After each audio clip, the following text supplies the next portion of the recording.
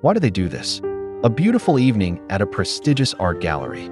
A young man, excited to share his passion for art, had carefully planned this date. He'd bought the tickets, picked the perfect time, hoping to create a meaningful connection through the universal language of creativity.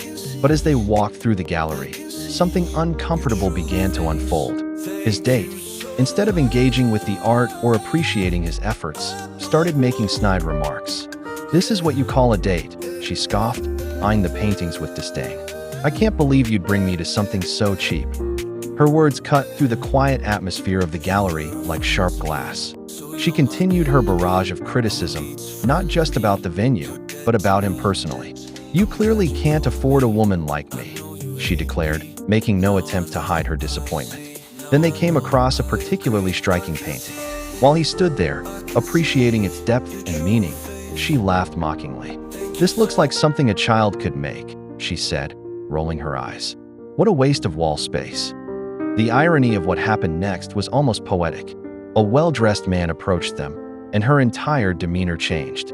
She straightened up, flashed her most charming smile, clearly thinking she was in the presence of wealth and status. But then, the unexpected happened. The man reached out, not to her, but to her date, and shook his hand warmly. "Congratulations," he said. "Your painting just sold for £1 million." The silence that followed was deafening. Her date, the very man she'd been belittling all evening, was the artist behind the piece she'd just mocked. The same waste of wall space had just made him a millionaire. He turned to her, a slight smile playing on his lips, and said simply, "I guess I can't afford you after all," before walking away, leaving her standing there, mouth agape. You know, this story makes you wonder, how often do we judge people based on our own superficial assumptions? How many meaningful connections do we miss because we're too busy looking for what we think we want, rather than appreciating what's right in front of us?